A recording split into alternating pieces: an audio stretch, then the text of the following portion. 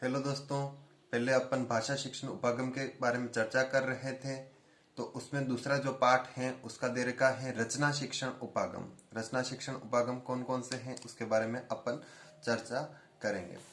यहाँ दे रखा है भाषिक तत्वों के शिक्षण के लिए पाठ संसर्ग उपागम के अतिरिक्त।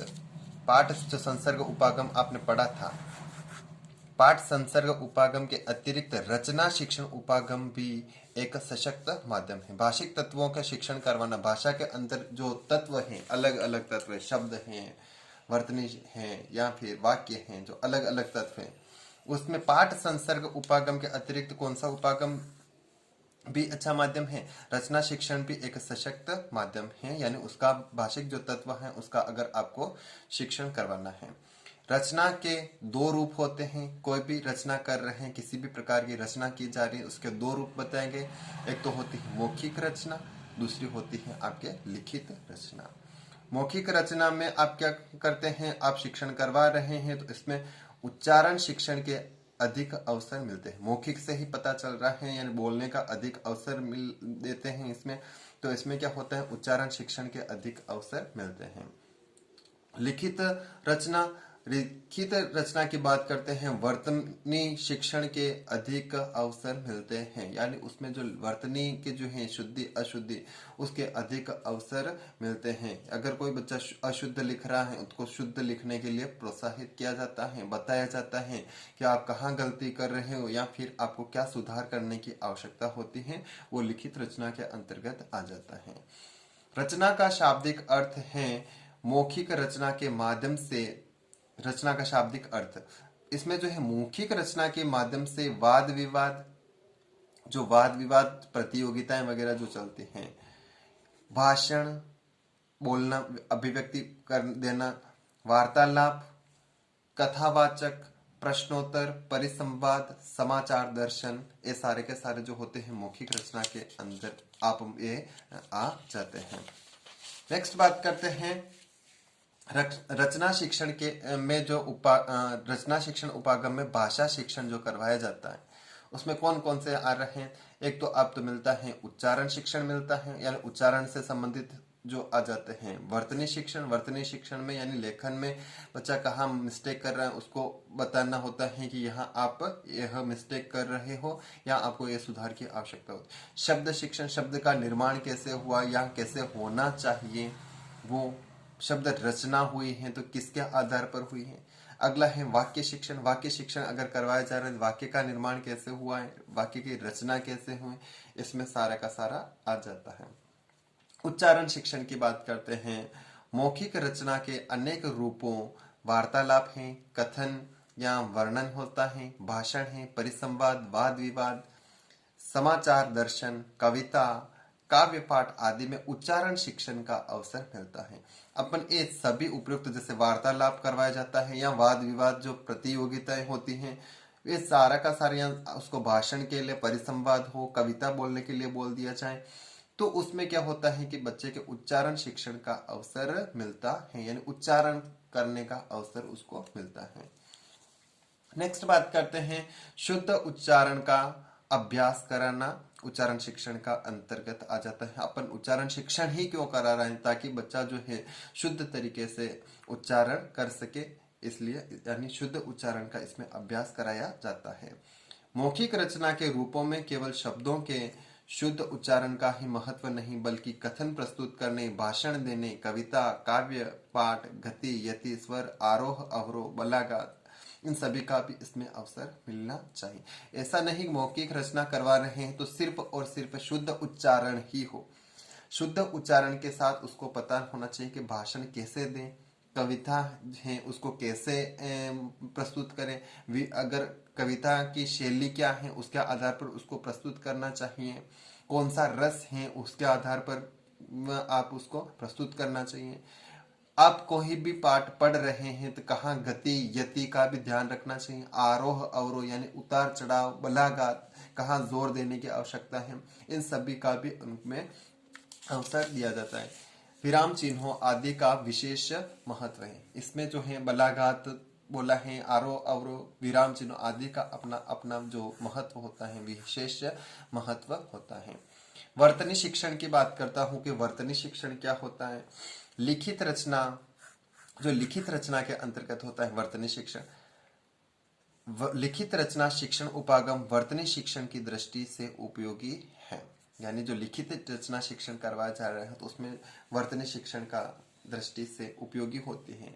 जैसे पत्र लेखन, बच्चे से पत्र लिखवाया जाता है, व्याख्या लिखवाई जाती है बच्चों से, वर्णन, कहानी, सार संक्षेपण, पल्लवन, निबंध आदि के माध्यम से वर्तनी शिक्षण दिया जा सकता है। लिखित रचना के विभिन्न रूपों में शब्दों की शुद्ध वर्तनी का ध्यान रखना आवश्यक होता है। यानी लिखित रचना, अगर बच्चे से विभिन्न प्रकार के लिखित रूप में रचनाओं का कार्य करवाया जा रहा है, रचना से संबंधित विभिन्न प्रकार की रचनाएं कर रहा है, जैसे निबंध रचना की बात करता हूँ, पत्र लेखन रचना को बात करता हूँ, मैं शब्दों की शुद्ध वर्तनी का ध्यान रखना आवश्यक होता है। वर्तनी संबंधी अशुद्धियों को जो है दूर करने के उपाय कौन कौन से हैं। वर्तनीगत अशुद्धियों को रेखांकित कर छात्रों से स्वयं संशोधन के लिए कहा जाता है।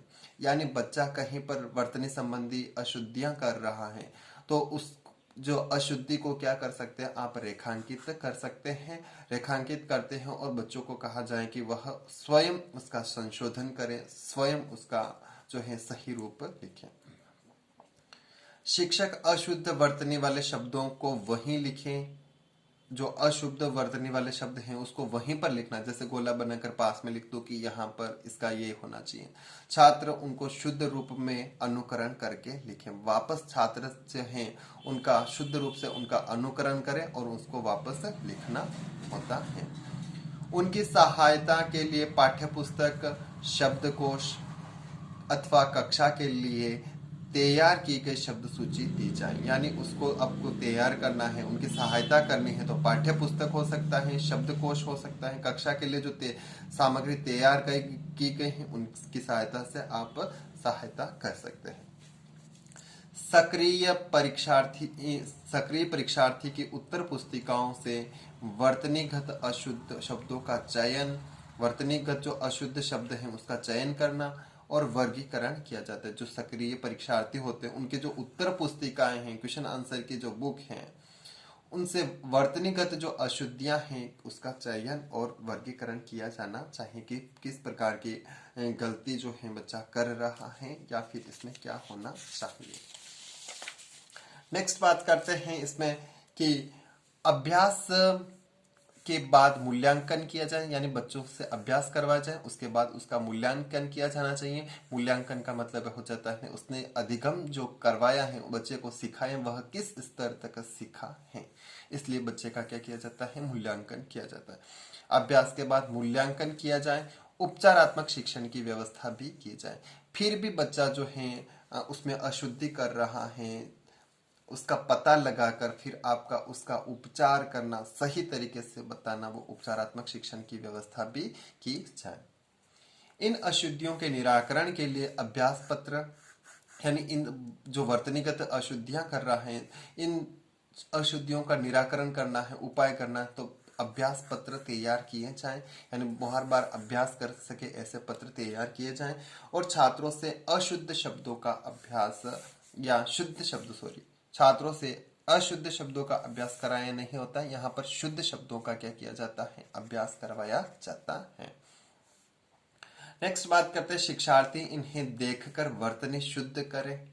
शुद्ध जो है उसको क्या करना होता है, शिक्षार्थी आप शिक्षक बताता है उसको देखकर क्या करते हैं, उसकी वर्तनी को स्वयं शुद्ध करें। स्वयं संशोधन विधि छात्रों में वर्तनी के प्रति सजगता की आदत विकसित करती है। यानी स्वयं संशोधन करने की जो विधि है, बच्चे से बोला जाता है कि स्वयं संशोधन करो, तो इसके जो होते हैं वर्तनी के प्रति जो छात्र होते हैं सजगता आती है उनमें और वह एक्टिव बनते हैं। ऐसी धीरे धीरे अपन रेगुलर उस बच्चे से अगर ऐसा कार्य करवा जाता है तो उनकी एक आदत विकसित हो जाती है कि उसमें शुद्ध रूप से लिखना सीखता है। शब्द शिक्षण जो होता है, शब्द शिक्षण की दृष्टि से पाठ संसर्ग उपागम का प्रयोग विशेष उपयोगी है। पाठ संसर्ग जो उपागम है उसका भी उपयोग इसमें होता है। यानी शब्द शिक्षण की दृष्टि से का प्रयोग विशेष उपयोगी, विशेष रूप से रचना तो शिक्षण होता ही, लेकिन पाठ संसर्ग उपागम इसमें क्या होता है, विशेष उपयोगी बनता है। पाठ पढ़ाते समय स्वाभाविक रूप से कई शब्दों को पढ़ाने के अवसर मिलते हैं। यानी पाठ पढ़ा रहे तो अलग अलग जो शब्द हैं उसको पढ़ाने के अवसर मिलता है। रचना शिक्षण उपागम द्वारा शब्द शिक्षण का यथेष्ट अवसर मिलता है। रचना शिक्षण अगर करवाया जाता है तो बच्चे को शब्द शिक्षण का यथेष्ट अवसर मिलता है। बच्चा इसमें स्वयं रचना कर रहा है, लिख रहा है, तो उसको शब्द शिक्षण का अवसर मिलेगा। और पाठ संसर्ग यानी पाठ में चलते पढ़ाते वक्त जो अपन उपागम जो होता है वो होता है पाठ संसर्ग उपागम। अर्जित शब्द ज्ञान के प्रयोगात्मक अभ्यास पर का उपागम है। यानी अर्जित शब्द ज्ञान के प्रयोगात्मक अभ्यास का क्या होता है, उपागम है। प्रकरण विशेष पर बोलते समय उपयुक्त और अनुपयुक्त शब्दों की पहचान कराई जाए। आप प्रकरण विशेष आप छात्रों के सामने विषय वस्तु जो भी हैं प्रस्तुत कर रहे हैं, तो उपयुक्त शब्द कौन कौन से, अनुपयुक्त शब्द कौन कौन से, उसके बच्चों के कैसे आप क्या करवा सकते हैं, पहचान कराई जानी चाहिए। छात्रों को वाद विवाद, विचार गोष्ठी, भाषण के लिए प्रोत्साहित किया जाना चाहिए। छात्र जो होते वाद विवाद प्रतियोगिताएं जो होती हैं, विचार गोष्ठी की प्रतियोगिता, भाषण जो होता है उसके लिए बच्चों को क्या किया जाता है, प्रोत्साहित किया जाना चाहिए, ताकि उसका शब्द शिक्षण अधिक से अधिक शब्दों का वह क्या करे, ज्ञान प्राप्त कर सके। अच्छे शब्दों के प्रयोग के लिए प्रोत्साहन और उचित शब्दावली के प्रयोग करना पर बल दिया जाता है। अच्छे शब्दों के प्रयोग के लिए प्रोत्साहन दिया जाता है। बहुत अच्छा, जैसे बहुत बार अलग अलग शब्दावली का प्रयोग करते हैं, प्रभावशाली शब्दावली का प्रयोग करते हैं, तो उसके लिए बच्चों को प्रोत्साहित और उचित शब्दावली के प्रयोग करने पर बल दिया जाता है। इन्हें प्रोत्साहन करना होता है बच्चे को कि आपका जो है शब्द कौन सा उचित है, कौन सा अनुचित है। नेक्स्ट बात करते हैं, विद्यार्थी को शिष्टाचार संबोधन के शब्दों का प्रयोग करना सिखाया जाना चाहिए। शिष्टाचार होना चाहिए, संबोधन के शब्दों का प्रयोग बच्चों को क्या किया जाता है, सिखाया जाता है। नेक्स्ट बात करते हैं, शब्द शिक्षण चाहे मौखिक हो या लिखित। आप शब्द शिक्षण करवा रहे हैं बच्चों, चाहे मौखिक हो या फिर लिखित, उपयुक्त उचित शब्दावली